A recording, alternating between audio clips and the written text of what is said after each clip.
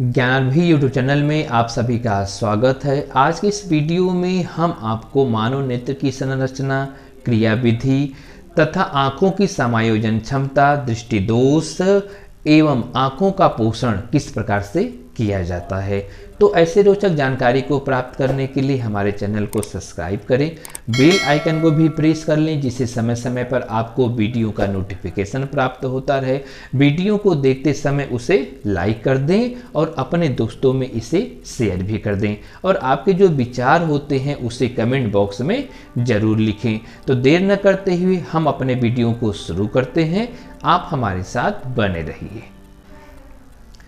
आज की इस वीडियो में हम आपको आँखों की संरचना, क्रियाविधि, आँखों का समायोजन क्षमता, दृष्टि दोष और आँखों का पोषण ये सारी चीज़ें बताएंगे। तो सबसे पहले हम आपको आँखों की जो संरचना होती है और क्रियाविधि उसे बताने का प्रयास करते हैं। तो सबसे पहले हम आपको एक फिगर के माध्यम से समझाना चाहते हैं कि आँखों की संरचना और क्रियाविधि कैसी है। तो आप व्हाइट बोर्ड पर एक फिगर देख रहे होंगे और एक फिगर आपको स्पष्ट रूप से दिखाई दे रहा है। देखिए फिगर का ये गोलीय जो स्वरूप दिखाई दे रहा है, तो हमारे आँखों की जो आकृति कैसी है, गोलाकार आकृति होगी। अगर फिगर को हम लोग देखें कि हमारे आँखों की आकृति कैसी है, तो हमारे आँखों की आकृति एक गोलाकार आकृति है। और ये गोलेकार आकृति में अगर हम लोग देखें इसके बाह्य आवरण का, तो बाह्य आवरण जो होता है कैसा होता है, सफ़ेद होता है और कठोर होता है। जैसा कि यहाँ पर आपको बताया गया है कि हमारे आँखों की आकृति गोलाकार आकृति होती है और बाह्य आवरण कैसा होता है, सफ़ेद होता है और कठोर होता है, जहाँ की मैंने आपको बताया था। अगर हम इसके जो है पारदर्शी भाग की बात करें, यहाँ पर हम आपको बताया कि पारदर्शी भाग, तो देखिए पारदर्शी भाग इसका क्या नाम है, कार्निया भाग है। तो आँखों का जो पारदर्शी अग्र भाग जिसे हम लोग क्या कहते हैं, कार्निया कहते हैं।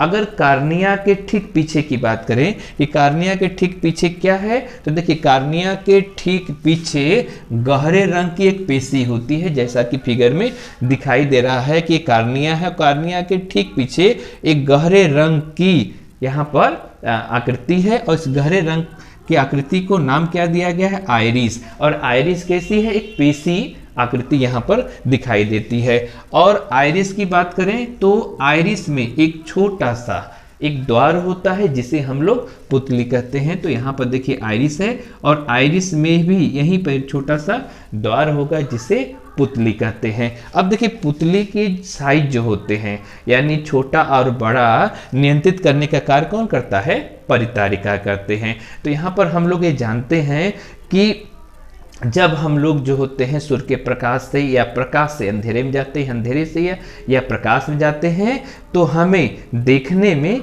समस्या होने लगती है। जैसे एक उदाहरण के द्वारा हम आपको बताएंगे कि जैसे हम लोग जो है सूर्य के प्रकाश में हैं और सूर्य के प्रकाश से सीधे अंधेरे कमरे में आते हैं, तो हमें जो होता है स्पष्ट रूप से कुछ दिखाई नहीं देता है। तो कारण क्या होता है, यानी हमारे आँखों की जो पुतलियाँ होती हैं उनका दायरा जो होता है यानी कम होने के कारण अंधेरे में हमें दिखाई नहीं देता। लेकिन कुछ देर के बाद अगर हम अपने आँखों को बंद कर लेते हैं, तो आँखों को बंद करने के बाद फिर हमारी जो पुतलियाँ होती हैं, पुतलियों का दायरा क्या हो जाता है, धीरे धीरे बढ़ जाता है और ज़्यादा न हो, इसीलिए उसको परितारिका क्या करती है, यहाँ पर नियंत्रित कर देती है, जिससे अंधेरे कमरे में हम लोग को थोड़ा थोड़ा जो है दिखाई देने लगता है। वही चीज़ होता है कि अंधेरे कमरे से अगर हम लोग जो है प्रकाश में जाते हैं, तो जैसे ही प्रकाश में जाते हैं तो हमें होता क्या है, चकाचौंध जैसी जो दिखाई देने लगता है और थोड़ी देर के बाद हम लोग जो आंखें बंद कर लेते हैं।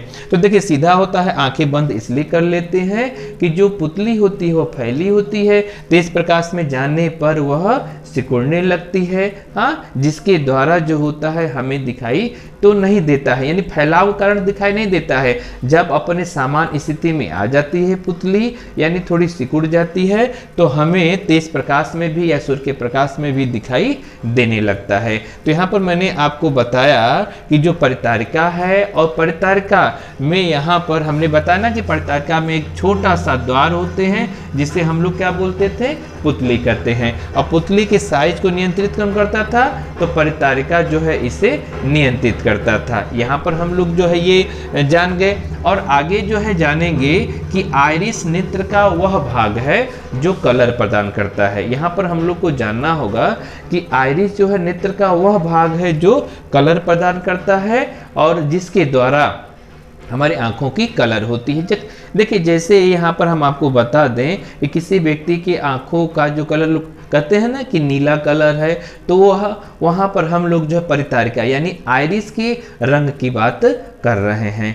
दूसरी चीज होती है कि आंखों में प्रकाश का नियंत्रण भी जो होती है परितारिका ही करती है, यानी आइरिस। यानी आंखों में प्रकाश अगर प्रवेश करता है तो उसको भी नियंत्रित करने का कार्य जो है आइरिस ही करती है। अब यहाँ पर तो हमने आपको आँख की संरचना और आँख की क्रियाविधि के बारे में बता दिया। आगे हम लोग अब जानेंगे कि आँख की समायोजन क्षमता क्या है। देखिए आँख की समायोजन क्षमता को समझने के लिए सबसे पहले हम लोग फिगर देखते हैं। तो देखिए फिगर में हम लोग ये देखेंगे, जैसे ये गोलीय भाग था, ठीक ना, और गोली भाग में अगर हम लोग जो है जहाँ पर हमारे लेंस होती है, अगर लेंस को देखें तो लेंस कहाँ होगा, एक पश्चमाभ पेशी द्वारा उसको नियंत्रित किया जाता है, यानी जिसको बोलते हैं सिलियरी पेशी या सिलियरी मांसपेशी जो होती है। तो अब हम लोग जो है समायोजन क्षमता की बात करते हैं कि आँख की समायोजन क्षमता क्या होती है। तो देखिए ये जो होती है पश्चमाभ पेशी जो होती है करती क्या है कि यहाँ पर देखिए जो सिलियरी पेशियां हैं नेत्र लेंस की फोकस दूरी को परिवर्तित करती हैं। यानी यहाँ पर हम लोग को समझना होगा कि जो पश्चमाभ पेशी है और पश्चमाभ पेशी करती क्या है, जो हम लोग के जो नेत्र लेंस होते हैं और नेत्र लेंस के फोकस दूरी की क्या करेगी, परिवर्तित कर दी। और जब परिवर्तित कर देती है तो निकट की और दूर की जो वस्तु होती है वह वस्तु क्या है, उनका प्रतिबिंब स्पष्ट रेटिना पर पड़ता है। और जब स्पष्ट रेटिना पर पड़ता है, चाहे दूर की वस्तु हो चाहे नजदीक की वस्तु, और उसका स्पष्ट प्रतिबिंब रेटिना पर पड़ेगा, इसीलिए हम लोग क्या बोलेंगे, आंख की समायोजन क्षमता इसे कहते हैं। देखिए आंख की समायोजन क्षमता को समझने के लिए आइए हम लोग जो यहाँ पर ऐसे देखते हैं कि अगर वस्तु निकट है तो निकट के वस्तु को हम लोग किस प्रकार से देखते हैं। तो देखिए निकट के वस्तु को देखने के लिए हम लोगों की आंखों में क्या होता है, जो सिलियरी पेशियां होती हैं वो सिलियरी पेशियां क्या होती हैं, फैल जाती हैं। और जैसे ही सिलियरी पेशियां फैलती हैं जो नेत्र लेंस को वो खींचकर पतला कर देती है।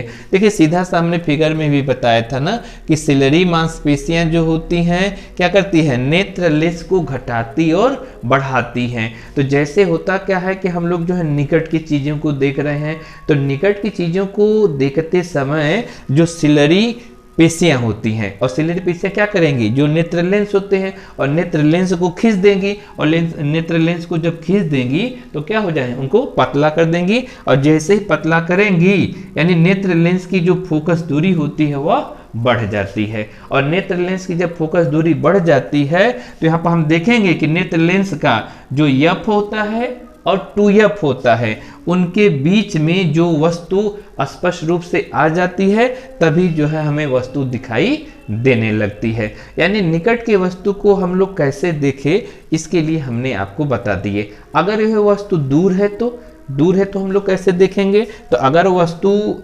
दूर की स्थिति में है तो हमारे जो सिलियरी मसल्स होती है, जैसा कि मैंने फिगर में बताया था, और सिलियरी मसल्स जो है करती क्या है, सिकुड़ती हैं। और जैसे सिलियरी मसल्स सिकुड़ती हैं नेत्र लेंस को आगे ये उभार देती हैं। यानी सिलियरी मसल जो है सिकुड़ेंगी तो नेत्र लेंस क्या करेगा, आगे उभर जाएगा, और जब आगे उभरेगा तो वक्रता को वो क्या कर देगा, बढ़ा देगा। और जैसे ही वक्रताओं को बढ़ाएगा तो नेत्र लेंस का जो फोकस दूरी होती है वह घट जाती है। और नेत्र लेंस की फोकस दूरी जब घट जाती है तो वस्तुओं का प्रतिबिंब कहाँ बनेगा, रेटिना पर बनेगा। तो अभी मैंने आपको आंख की समायोजन क्षमता कैसे होती है उनके बारे में बताया, और वस्तु निकट है तो हम कैसे देख पाते हैं, वस्तु दूर है तो कैसे देख पाते हैं, इनके बारे में हम आपको बताएं। अब हम आपको बता रहे हैं कि दृष्टि दोष किसे कहते हैं। तो फिगर को आप देख रहे हैं, और दृष्टि दोष कैसे उत्पन्न होता है।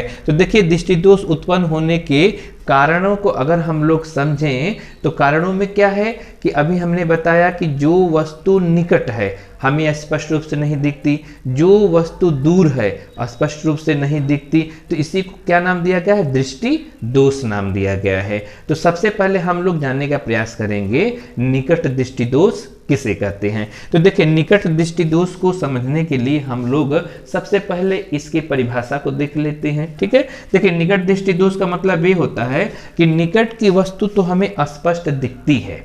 एक बार फिर हम आपको बता रहे हैं कि निकट दृष्टि दोष में क्या होता है? निकट की वस्तु स्पष्ट दिखती है लेकिन दूर की वस्तु स्पष्ट नहीं दिखती है। तो इस दोष को नाम दे दिया गया है निकट दृष्टि दोष कहा जाता है।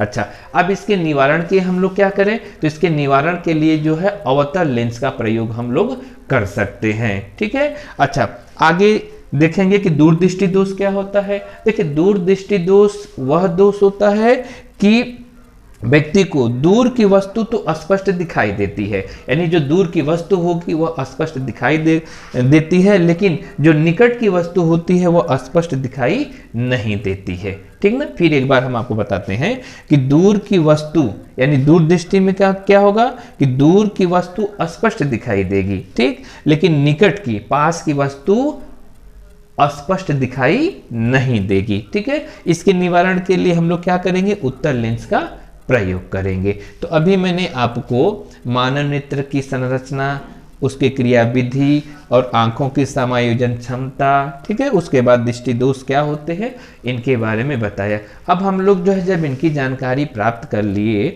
तो अब हम लोग जानेंगे कि आंखों का पोषण कैसे किया जाता है जिससे लंबे समय तक हमारी आंखें जो होती हैं यानी ठीक ठाक रहें, उसमें कोई भी ऐसे विकार उत्पन्न न हो। देखिए, आंखों के पोषण के लिए हमें किसकी ज़रूरत होती है? विटामिनों की ज़रूरत होती है। और आंखों के पोषण के लिए मुख्य रूप से जिस विटामिन की ज़रूरत है उसका नाम है विटामिन ए। और देखिए, विटामिन ए का अगर हम स्रोत देखा जाए कि विटामिन ए का मुख्य स्रोत कौन कौन से है, तो देखिए विटामिन ए का मुख्य स्रोत है पीली सब्जियां और पीले फल, मुख्य रूप से हैं, यानी पीली सब्जियां और पीले फलों में मुख्य रूप से विटामिन ए पाया जाता है। इसके अलावा यकृत हो गया, वृक्क हो गया, दूध हो गया, अंडा हो गया, मक्खन हो गया, इनमें भी जो है विटामिन ए पाई जाती है। अगर विटामिन ए की कमी होती है तो इसके द्वारा रतौंधी नामक रोग देखा जा सकता है। दूसरी विटामिन का नाम है